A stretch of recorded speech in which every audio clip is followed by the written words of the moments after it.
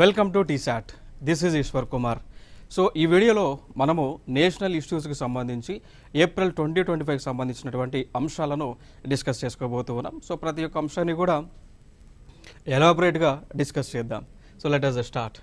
So ముందుగా మనం చూసుకున్నట్లయితే మరి ఈ నెలలో ఏప్రిల్ నెలలో ఫ్రీడమ్ ఫైటర్స్ కావచ్చు, రిఫార్మర్స్ కావచ్చు, వీరి యొక్క బర్త్ యానివర్సరీస్ ఉన్నాయి.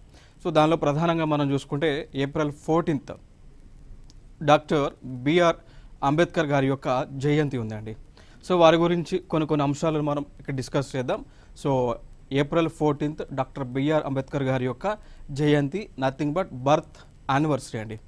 ఓకేనా. సో వీరు 14th ఏప్రిల్ 1891లో జన్మించారు. సో జన్మించింది మోహ్ అనేటువంటి ఒక ప్రాంతం. సో దాన్ని ఇప్పుడు మనం అంబేద్కర్ నగర్గా పిలుస్తూ ఉన్నాం. సో ఇది మధ్యప్రదేశ్ రాష్ట్రానికి చెందింది అండి. అర్థమైందా? సో వీరు ఇక్కడ అంబేద్కర్ గారు లైక్ దళిత్స్కి సంబంధించి, శూద్ర కాస్ట్కి సంబంధించి, డిప్రెస్డ్ క్లాసెస్కి సంబంధించి వీరు ఎన్నో పోరాటాలు చేయడం జరిగింది. దానికి సంబంధించి రిఫార్మ్స్ కూడా వీరు తీసుకొచ్చారు. ఓకే. సో దానితో పాటు ఇక్కడ అంబేద్కర్ గారు ఇక్కడ వీరు లైక్ ఎన్నో లైక్ డిగ్రీలు కానీ, పీజీలు కానీ, డాక్టరేట్లను చేసినటువంటి వ్యక్తి. సో దానితో పాటు వీరు కొన్ని పొలిటికల్ పార్టీస్ను కూడా పెట్టారు అండి. లైక్ ఇండిపెండెంట్ లేబర్ పార్టీ అని ఇక్కడ బిఆర్ అంబేద్కర్ గారు స్థాపించినవి లేదా వారు సభ్యులుగా ఉన్నవి ఇండిపెండెంట్ లేబర్ పార్టీ అని, షెడ్యూల్ కాస్ట్ ఫెడరేషన్ అని, రిపబ్లికన్ పార్టీ ఆఫ్ ఇండియా అనేటువంటి పొలిటికల్ పార్టీస్ని ఎస్టాబ్లిష్ చేశారు. వీరి యొక్క రిఫార్మ్స్ అన్నీ కూడా దళిత్స్ యొక్క రిఫార్మ్స్ కోసం, డిప్రెస్డ్ క్లాసెస్ని అప్లిఫ్ట్ చేయాలనేటటువంటి ఉద్దేశంతో ఇవన్నీ కూడా వీరు ఎస్టాబ్లిష్ చేయడం జరిగింది అండి. సో వీరు లైక్ ప్రపంచంలో ఉన్నటువంటి పెద్ద పెద్ద యూనివర్సిటీస్లో విద్యని అభ్యసించడం జరిగింది. లైక్ యూనివర్సిటీ ఆఫ్ ముంబై అని, కొలంబియా యూనివర్సిటీ అని న్యూయార్క్లో ఉంటుంది, గ్రేస్ ఇన్ లండన్లో, అండ్ లండన్ స్కూల్ ఆఫ్ ఎకనామిక్స్లో వీరు పీజీలను, పిహెచ్డీలను, డిగ్రీలను చేసినటువంటి వ్యక్తి. ఓకే. సో దాని తర్వాత వీరికి నిక్నేమ్స్ ఉన్నాయి. బాబా సాహెబ్ అనేటువంటి ఒక నిక్నేమ్ ఇచ్చారు. బాబా సాహెబ్ బిఆర్ అంబేద్కర్ అని పిలుస్తూ ఉంటాం. సో దాని తర్వాత వీరు ప్రొమినెంట్ అచీవ్మెంట్స్ చూసుకుంటే ఇండియన్ కాన్స్టిట్యూషన్ని రూపొందించడానికి ఏదైతే ఒక డ్రాఫ్టింగ్ కమిటీని ఏర్పాటు చేసుకున్నారో దానికి చైర్మన్గా డాక్టర్ బిఆర్ అంబేద్కర్ గారిని ఎన్నుకోవడం జరిగిందనమాట. సో భారతదేశానికి రాజ్యాంగాన్ని రూపొందించడానికి వేసినటువంటి డ్రాఫ్టింగ్ కమిటీ యొక్క చైర్మన్ డాక్టర్ బిఆర్ అంబేద్కర్ గారు. సో వీరు అంటే ఈ కమిటీలో వివిధ మెంబర్స్ నియమించుకున్నారు. ఒక్కొక్క స్ట్రీమ్ లైన్కి సంబంధించి కొంత మెంబర్స్ నియమించుకొని వారి యొక్క సలహాలు మేరకు ఫైనల్గా భారతదేశానికి రాజ్యాంగాన్ని రూపొందించుకోవడం జరిగింది. సో దానితో పాటు కూడా వివిధ దేశాలకు చెందినటువంటి కాన్స్టిట్యూషన్స్ అనేటువంటి ఏవైతే ఉన్నాయో, లైక్ యుఎస్ఏకి చెందిన రాజ్యాంగం కావచ్చు, యూకేకి చెందిన రాజ్యాంగం కావచ్చు, ఐర్లాండ్కి చెందినటువంటి రాజ్యాంగాలు కావచ్చు, ఆస్ట్రేలియా కానీ, కెనడా కానీ, ఇట్లా దేశాలకు సంబంధించిన రాజ్యాంగాలు మొత్తాన్ని కూడా వారు రీసెర్చ్ చేసి ఫైనల్గా దాని నుంచి కొన్ని ఇన్పుట్స్ తీసుకొని మన ఇండియన్ కాన్స్టిట్యూషన్లో పెట్టడం జరిగింది. దానితో పాటు బ్రిటిష్ వాళ్ళు ఏదైతే గవర్నమెంట్ ఆఫ్ ఇండియా యాక్ట్ 1935 అనేటువంటి తీసుకొచ్చారో, సో దానిలో ఉన్నటువంటి అంశాలన్నీ కూడా భారతదేశం యొక్క రాజ్యాంగంలో పొందుపరచడం జరిగింది అండి. సో ఫైనల్గా వివిధ దేశాలకి చెందినటువంటి కాన్స్టిట్యూషనల్ తీసుకొచ్చి దానిలో ఉన్న కొన్ని ఇంపార్టెంట్ క్లాజెస్ని 1935లో ఉన్నటువంటి క్లాజెస్ని తీసుకొచ్చి ఫైనల్గా ఇండియన్ కాన్స్టిట్యూషన్ని మనం రూపొందించుకోవడం జరిగింది. సో ఈ రోజున చూస్తే మరి ఇండియన్ కాన్స్టిట్యూషన్లో దాదాపు 460+ ఆర్టికల్స్ ఉన్నాయండి. అర్థమైందా? సో ఈ రోజున భారత రాజ్యాంగంలో దాదాపు 460 ఆర్టికల్స్ ఉన్నాయండి, అధికారులలో ఉన్నాయి. అదేవిధంగా భారత రాజ్యాంగంలో 25 పార్ట్లు ఉన్నాయి, 12 షెడ్యూల్స్ ఉన్నాయండి భారత రాజ్యాంగంలోనే. ఓకేనా. సో దాంతోపాటు ఈ రాజ్యాంగాన్ని రూపొందించడానికి పట్టినటువంటి కాల వ్యవధి మనం చూసుకుంటే 2 years 11 months 18 days కాల వ్యవధి పడితే సో ఈ టైంలోనే ప్రపంచంలోనే అతి పెద్దదైనటువంటి భారత రాజ్యాంగాన్ని రూపొందించడం జరిగింది. ఓకేనా. సో వరల్డ్లోనే రిటన్ డాక్యుమెంట్ మన ఇండియన్ కాన్స్టిట్యూషన్, పెద్ద సైజు పెద్ద ఆర్టికల్స్ ఉన్నది ఇండియన్ కాన్స్టిట్యూషన్ అండి. ఓకే. సో మొత్తాన్ని కూడా రూపొందించడానికి ముఖ్యమైనటువంటి కారకుడు డాక్టర్ బిఆర్ అంబేద్కర్ గారు.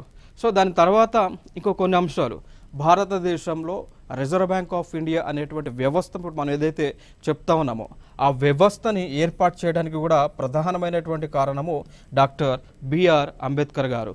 అర్థమైందా? సో రిజర్వ్ బ్యాంక్ అనేటువంటి వ్యవస్థ భారతదేశంలో ఏర్పాటు చేసి దాని ద్వారా భారతదేశంలో బ్యాంకింగ్ వ్యవస్థని రెగ్యులేటరీ చేయటము, దాంతోపాటు ఇన్ఫ్లేషన్ని కంట్రోల్ చేసే విధంగా మానిటరీ పాలసీలను తీసుకురావాలి అనేటువంటివన్నీ కూడా గైడ్ లైన్స్ ఇచ్చింది డాక్టర్ బిఆర్ అంబేద్కర్ గారు. ఇదొక అంశం. దాని తర్వాత వీరు ఇండియాకి ఫస్ట్ లా మినిస్టర్.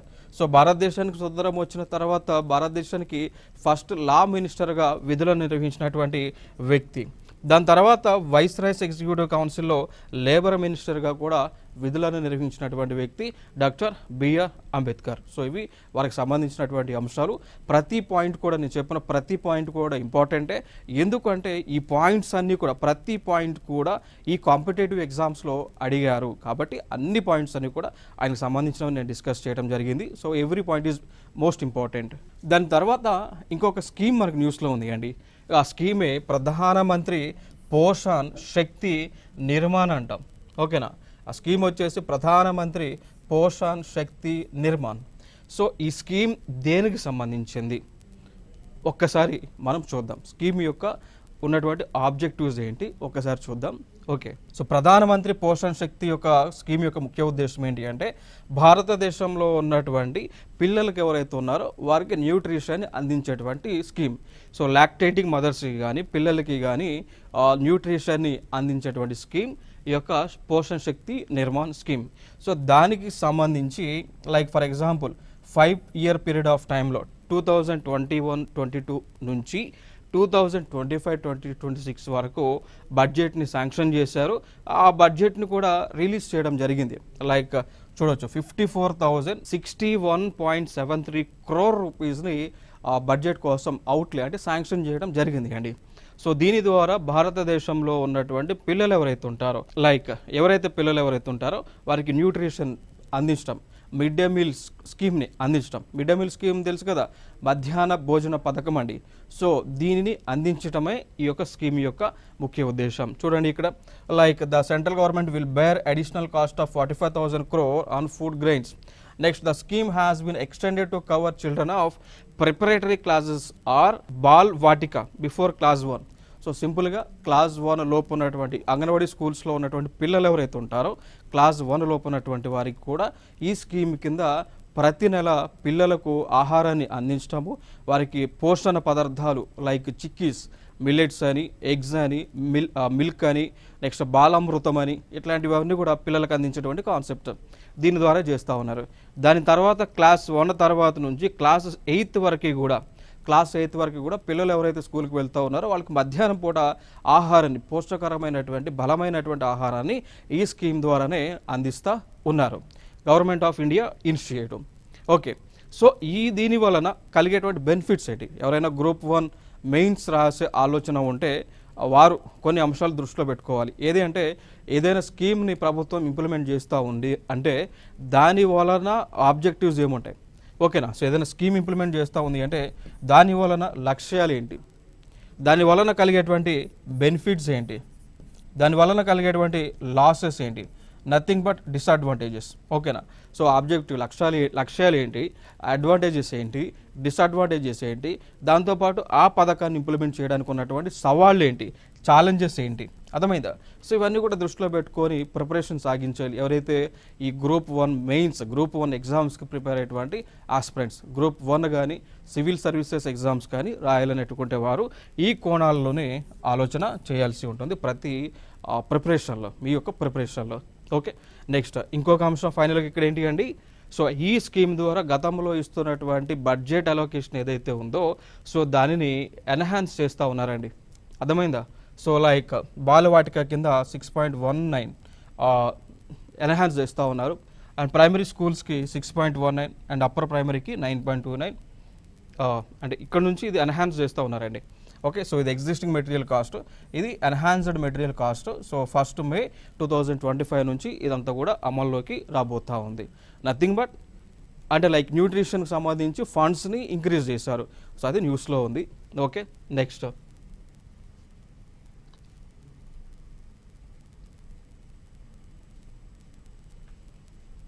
ఇంకొక అంశం మనకి న్యూస్లో ఉంది.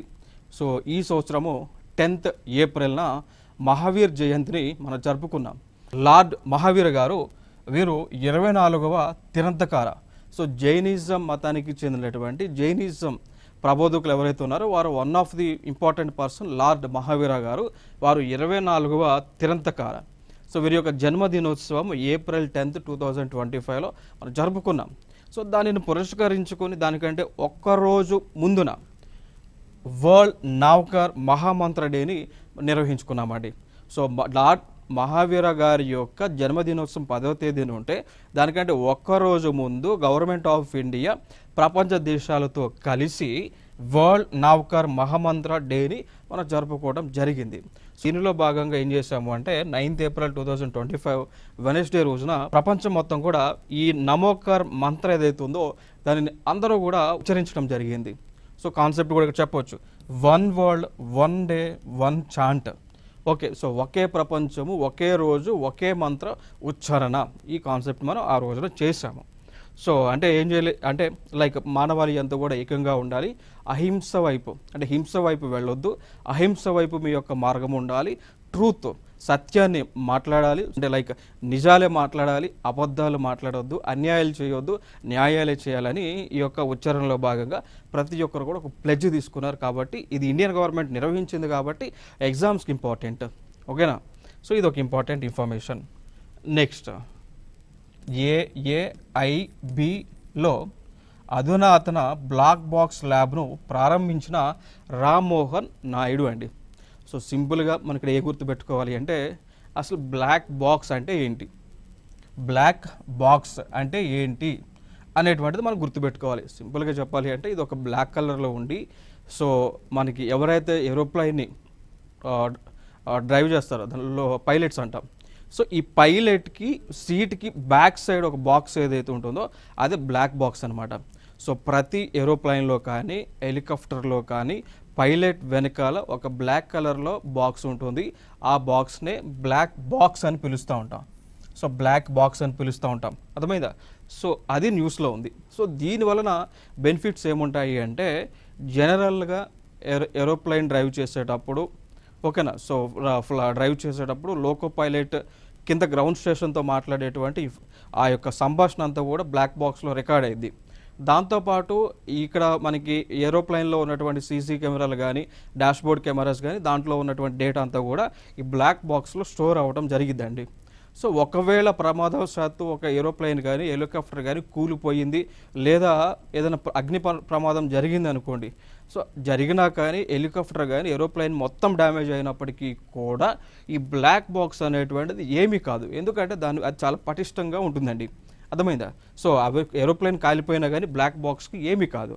సో అప్పుడు ఈ ఫోరెన్సిక్ ల్యాబ్ వాళ్ళు ఏం చేస్తారంటే ఏదైనా సంఘటన జరిగినప్పుడు ఈ బ్లాక్ బాక్స్ని కలెక్ట్ చేసి ఆ బ్లాక్ బాక్స్లో రికార్డ్ అయినటువంటి ఇన్ఫర్మేషన్ని వాళ్ళు అనాలిసిస్ చేసి ప్రమాదం ఎందుకు జరిగింది, ఎక్కడ ఫెయిల్యూర్ అయింది, ఎక్కడ సిగ్నల్ కొలాప్స్ అయింది అనేటువంటి ఇన్ఫర్మేషన్ అంతా కూడా కలెక్ట్ చేసి రివ్యూస్ చేసుకుంటారు. ఫర్దర్గా జరగకుండా తగు చర్యలను తీసుకుంటారు అండి, అర్థమైందా?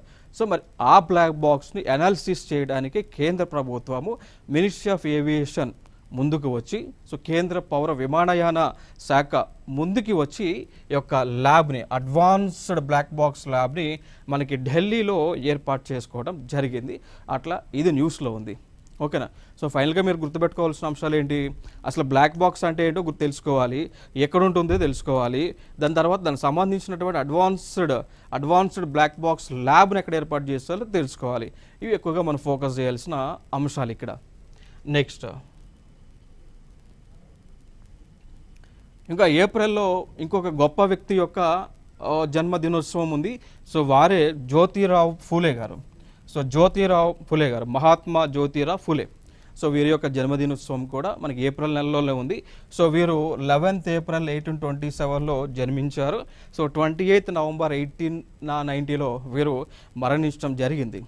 సో వీరు కూడా సమాజానికి, సో ఫూలే గారు కూడా సమాజానికి రిఫార్మ్స్ తీసుకురావడానికి వారు కృషి చేశారు. దాంతోపాటు బాలికలలో, నథింగ్ బట్ మహిళలలో విద్య అనేటువంటిది ఉండాలి, సో మహిళలకు చదువు అనేటువంటిది ఉండాలి అని దానికోసం పోరాడి ఆ రోజు ఆ రోజు ఉన్నటువంటి సంఘటనలు అంటే ఆ రోజులో ఉన్నటువంటి సిచ్యువేషన్ ఉన్నప్పటికీ కూడా దానికి వ్యతిరేకంగా దాన్ని నిలదొక్కొని వచ్చి మహిళల యొక్క అభ్యున్నతి కోసము ఆ భారతదేశంలోనే మొట్టమొదటిసారిగా స్కూల్స్లను ఏర్పాటు చేశారు అండి.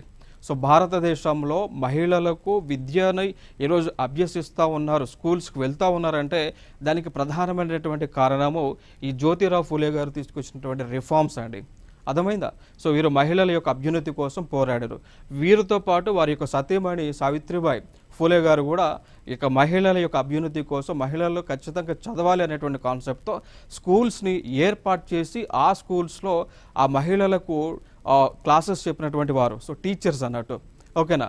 సో వారి యొక్క జన్మదినోత్సవం ఈ 11th ఏప్రిల్ ఈ సంవత్సరమే. ఓకే, అంటే ఈ నెలలోనే మనం జరుపుతూ ఉంటాం, ప్రతి సంవత్సరం కూడా జరుపుతూ ఉంటాం. సో గవర్నమెంట్ ఆఫ్ ఇండియా అఫీషియల్గా నిర్వహించేటువంటి ఇంపార్టెంట్ డేస్ లైక్ ఏప్రిల్ నెలలో మనం చూసుకుంటే బాబు జగజ్జీవన్ రావు గారి జయంతి, దాని తర్వాత చూసుకుంటే జ్యోతిరావు ఫూలే గారి యొక్క జయంతి, దాని తర్వాత అంబేద్కర్ గారి యొక్క జయంతి ఈ ఏప్రిల్ నెలలో ప్రధానంగా ఉన్నటువంటి దినోత్సవాలు. ఓకే, నెక్స్ట్ దాని తర్వాత వీరు 1848లోనే స్కూల్ చెప్తాం. సో 1848లో పూణే అనేటువంటి ఒక ప్రాంతంలో తత్య సాహెబ్ బిడే వారి యొక్క నివాసంలో బాలికల కోసం మొట్టమొదటి పాఠశాలలను వీరు ఏర్పాటు చేయడం జరిగింది.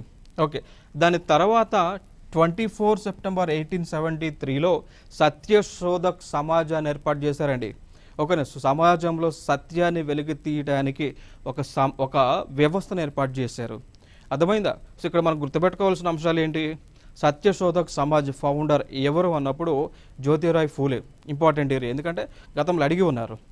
దాని తర్వాత మహిళల యొక్క విద్య కోసం అభ్యున్నతి కోసం పోరాడినటువంటి సోషల్ రిఫార్మర్స్ ఎవరు అన్నప్పుడు వీళ్ళిద్దరు, జ్యోతిరావు ఫూలే వారి యొక్క సత్యమణి సావిత్రిబాయి ఫూలే, వీళ్ళిద్దరూ కూడా విద్య కోసం చదువు కోసం పోరాడినటువంటి వ్యక్తులు అనమాట.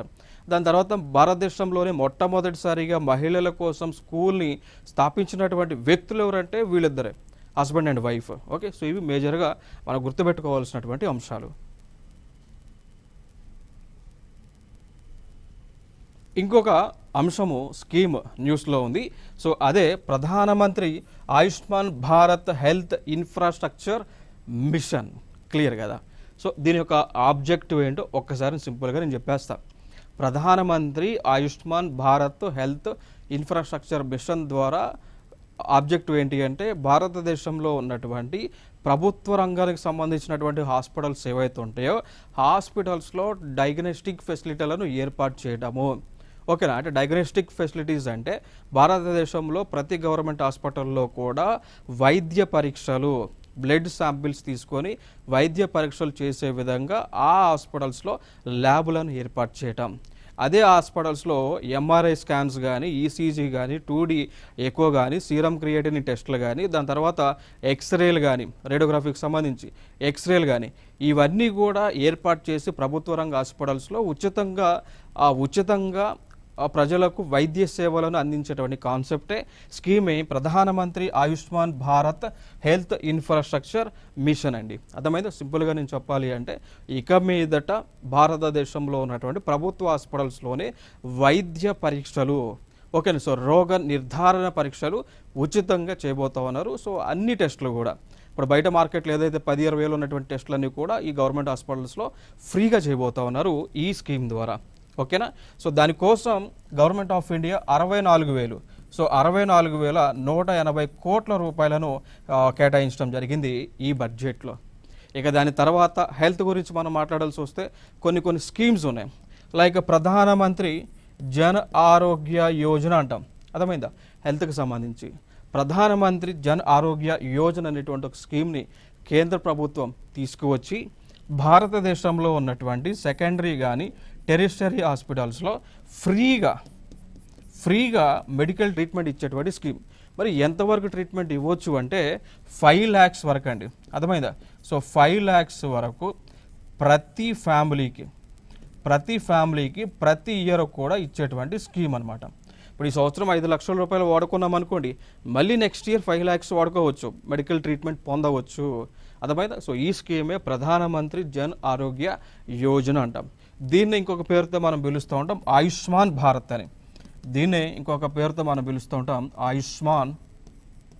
ఆయుష్మాన్ భారత్ అనేటువంటి స్కీమ్ అండి. అర్థమైందా? సో ఆయుష్మాన్ భారత్ అనేటువంటి స్కీమ్ నథింగ్ బట్ ఇదే స్కీమ్. సో సేమ్ అంటే ఎవరైతే నిరుపేదలు ఉంటారో, ఎవరికైతే బీపీఎల్ కార్డ్స్ ఉంటాయో, బిలో పావర్టీ లైన్కి చెందినటువంటి వారు ఉంటారో, వారికి ప్రతి సంవత్సరం కూడా 5 లక్షల వరకు కూడా మెడికల్ ఇన్సూరెన్స్ని ఇచ్చేటువంటి స్కీమ్స్ ఇవన్నీ కూడా. ఓకేనా? So most important schemes. అంటే అందరికీ కాదు, ఎవరికైతే వైట్ రేషన్ కార్డ్స్ ఉంటాయో, ఎవరైతే సోషియో ఎకనామిక్ కాస్ట్ సెన్సస్ 2011లో వారి యొక్క పేరు రిజిస్టర్ అయ్యి వారు బీపీఎల్ ఫ్యామిలీకి చెందినటువంటి వారు అని ఆ రోజున నిర్ధారణ అయి ఉందో వారందరికీ కూడా ఇచ్చారు. సో స్కీమ్ కింద ఎలిజిబిలిటీ ఉంది, ఆ లిస్ట్లో నేమ్స్ అన్నీ కూడా ఉండటం జరిగింది. ఓకే, నెక్స్ట్ ఇంకొక అంశం, చాలా ఇంపార్టెంట్ అంశం. సో నక్సల్ ముక్త్ భారత్ అభియాన్. సో ఇది కేంద్ర ప్రభుత్వం లాంచ్ చేసింది, పేరులోనే ఉంది నక్సల్ ముక్త్. అంటే నక్సలిజం ముక్త్ అంటే అంతం చేయటం, నక్సలిజాన్ని అంతం చేయటం, భారత్ అభియాన్. ఓకేనా? సో భారతదేశంలో నక్సలిజం అనేటువంటిది లేకుండా అంతం చేయడానికి తీసుకొచ్చిన కాన్సెప్టే ఈ నక్సల్ ముక్త్ భారత్ అభియాన్ అనేటువంటి కాన్సెప్ట్. సో దీని ద్వారా ఏం చేయబోతా ఉన్నారు అంటే, భారతదేశంలో ఎక్కడెక్కడైతే నక్సలిజం అనేటువంటిది ఉంటుందో భారతదేశంలో, ఆ నక్సలిజం అనేటువంటిది భారతదేశంలో లేకుండా ఉండే విధంగా ఆ నక్సలిజం ఉన్నటువంటి ప్రదేశాలు ఏవైతే ఉన్నాయో ఈ ప్రదేశాల్లో డెవలప్మెంట్ని తీసుకొచ్చేటువంటి ఉద్దేశంతోనే ఈ యొక్క పథకాన్ని కేంద్ర ప్రభుత్వం లాంచ్ చేయడం జరిగింది. ఇంకొక అంశం మనం చూద్దాం. అసలు ఈ నక్సలిజం అనేటువంటిది భారతదేశంలోకి ఎట్లా వచ్చింది అంటే, ముందుగా ఇక్కడ వెస్ట్ బెంగాల్లో నక్సల్ బారి అనేటువంటి ఒక విలేజ్ ఉంటుందండి. వెస్ట్ బెంగాల్ రాష్ట్రంలో నక్సల్ బారి అనేటువంటి ఒక విలేజ్, ఒక గ్రామం ఉంటుంది. సో ఆ గ్రామంలో ఉన్నటువంటి యువత రైతులు అందరూ కూడా అక్కడ ఉన్నటువంటి గవర్నమెంట్ పైన వ్యతిరేకంగా ప్రొటెస్టులు చేయడం మొదలుపెట్టారు. ఎప్పుడు 1967లో. సో అక్కడ మొదలైంది నక్సల్ బారి అనేటువంటి గ్రామంలో మొదలైనటువంటి ఉద్యమం నక్సలిజంగా మారింది. సో నక్సలిజం, ఎవరైతే ఈ నక్సలిజంలో ఉంటారో వారిని నక్సలైట్స్ అని పిలుస్తూ ఉంటారు. సో వీరు ఏం చేసేవాళ్ళంటే, వారి యొక్క హక్కులను పొందటానికి ప్రభుత్వానికి వ్యతిరేకంగా, దాంతోపాటు సమాజంలో ఉన్నటువంటి వారిపైన దోపిడీ చేస్తూ ఉండేవాళ్ళు. మరి అట్లా చేయటం అనేటువంటిది ఇక్కడ ఏంటి, against to the people, against to the government, against to the law and order. కాబట్టి ఫైనల్గా ఇప్పుడు గవర్నమెంట్ ఆఫ్ ఇండియా ముందుకు వచ్చి ఏం చేస్తూ ఉన్నారంటే, అసలు నక్సలిజం అనేటువంటిది లేకుండా ఉండే విధంగా తగు చర్యలను తీసుకుంటూ ఉన్నారు. దాంతోపాటు ఈ ప్లేసెస్ మొత్తాన్ని కూడా, ఈ నక్సలిజం అనేటువంటిది ఏదైతే ఉందో ఈ ప్లేసెస్ మొత్తాన్ని కూడా రెడ్ కారిడార్గా డిక్లేర్ చేశారు అండి. అంటే ఈ ప్లేసెస్ అన్నీ కూడా నక్సలిజం ప్రభావిత ప్రాంతాలు.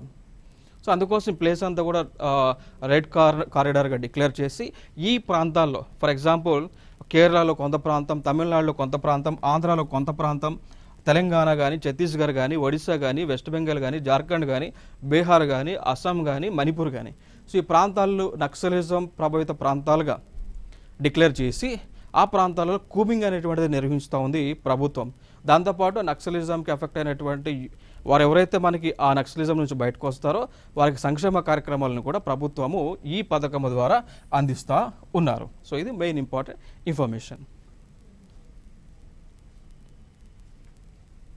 ఇంకొక అంశం, భారతదేశంలో ప్లాస్టిక్ పార్కులను ఏర్పాటు చేయబోతా ఉన్నారు.